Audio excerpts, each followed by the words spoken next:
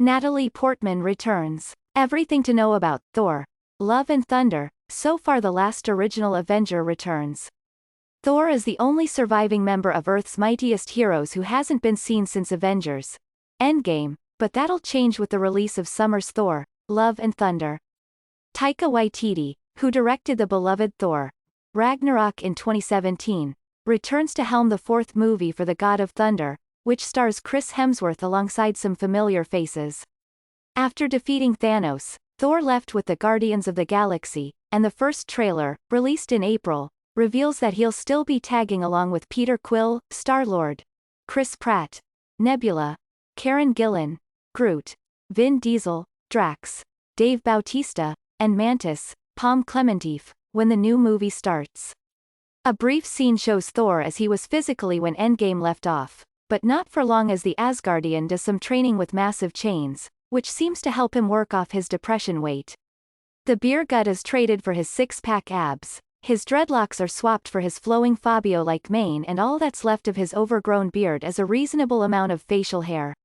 He finds his old look quickly, at least according to the trailer, but Thor will have to leave the Guardians behind if he wants to truly find himself. According to Marvel Studios' official synopsis, Thor is on a journey unlike anything he's ever faced. A quest for inner peace, which doesn't exactly go smoothly.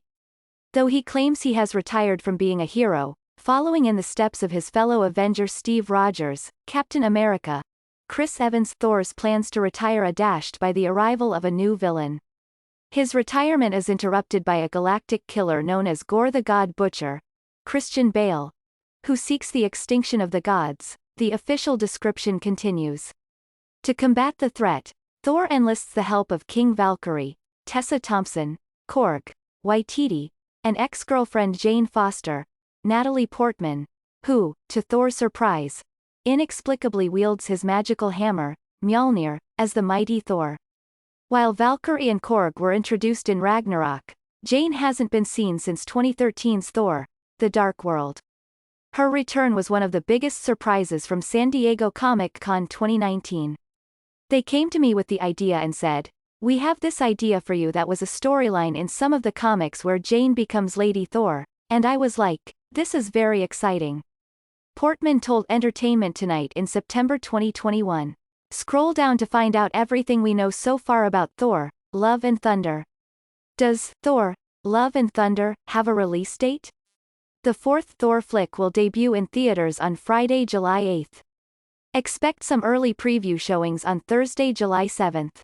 That's just 2 months after Doctor Strange in the Multiverse of Madness hits theaters on May 6th and 1 month after Ms. Marvel debuts on Disney+, which are also part of the Marvel Cinematic Universe. Who is returning for Thor, Love and Thunder?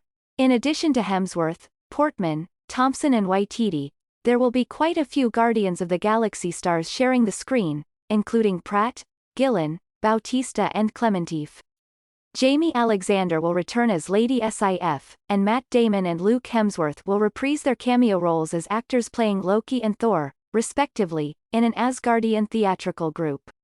Sam Neill will also return as the actor playing Odin in a play. Who are the new cast members? Melissa McCarthy will join the action film as a thespian portraying Hela. The real Hela was portrayed by Cate Blanchett in Thor, Ragnarok, but the villain died when Asgard, Thor's home planet, was destroyed in the 2017 flick. Who is the mighty Thor? That is astrophysicist Jane Foster, the same woman who dumped Thor off-screen shortly before the events of Ragnarok.